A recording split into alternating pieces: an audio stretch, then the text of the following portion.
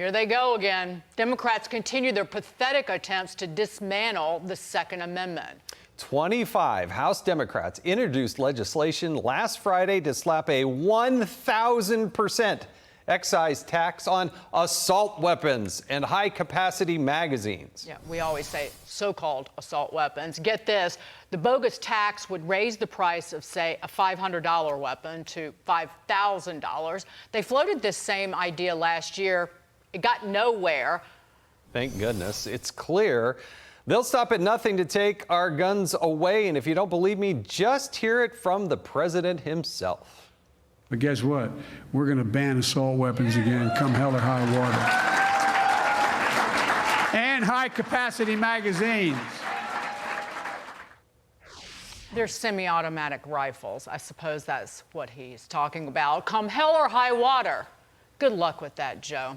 Joining us now, Second Amendment advocate, Colion Noir. Colion, always great to see you. These Democrats are essentially telling working class people, you can't own these guns, but rich people can because they can afford them. Yeah, and this is nothing new. They've been doing this for decades at this point. And for them, like, Joe Biden is not going to tell his private security or the CIA, not sorry, CIA, but Secret Service that they can't carry the guns that they carry, and those are fully automatic weapons. But for some reason, when it comes to our ability to defend ourselves, he has a problem with that. And anyone knows who is into firearms understands that the semi-automatic rifle is one of the best tools possible to use in defense of yourself and your home. So why would you want to limit that to people who are just trying to protect their family? Yeah, and I really feel for, say, a 19-year-old who doesn't feel safe in the big city. Maybe she's trying to do the right thing, go to college to be able to protect herself. Why shouldn't she have the same ability to defend herself as maybe somebody else should? I mean, and the other thing that I find is that these Democrats who advocate this, they know very little about guns. They don't know how they operate. They don't know what they're like. They don't know what they are. They don't even know what to call them.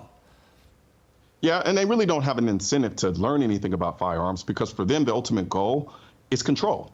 And, hence gun control. So if you can create an environment or a population of people who have to wholly depend on the government in order to protect themselves, that for them, that's the perfect scenario. I always have to look to and depend on the government because if my life, the most important thing that I have to look to the government to protect that, well, that means they could pretty much do anything they want to me at that point. And I'll have no ability or means to fight back.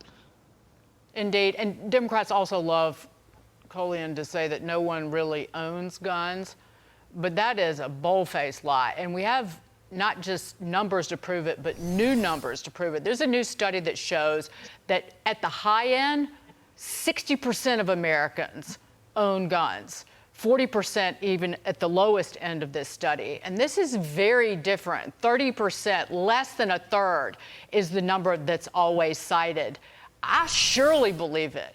Because I talk to people who have FFLs, or federal firearms licenses, people who own and operate gun stores, and the people coming in are women because the people in power are not protecting law-abiding residents and citizens in this country. Yeah, no, I think when it really boils down to it is this. Most people understand that owning a firearm for protection is common sense. You really don't have to be a genius to understand this. However, what the left has done by and large is create an environment and a culture where you have to almost feel ashamed if you do have a firearm. So a lot of people out there, from a common sense perspective, know, yeah, I'm going to have a firearm to protect myself. But if someone comes to ask me and say, do you have a firearm? Do you own a firearm? They're going to say no. Or they just won't talk about it at all because they don't want to be crucified. They don't want to be termed baby killers or whatever epithet that the other side likes to use in order to shame us for simply wanting to exercise our Second Amendment rights. So when you create a culture like that, then you're going to get a lot of weird information or misinformation about how many people actually own firearms. But in reality, as you so beautifully stated, a ton of people have guns. They may not talk about it like I do, but they have them. Well, I got 6. And my wife and I both have concealed carry permits. We shouldn't even have to have a concealed carry permit, but we have 6. And Colion Noir, I got to thank you for joining us tonight. And by the way, last thought, you know who's the best salesman on guns? The Democrats. Tell them you're going to give 1,000% increase on the cost of their weapon. Everybody's going to run down and go get their weapon. Democrats know how to sell guns better than anybody else out there.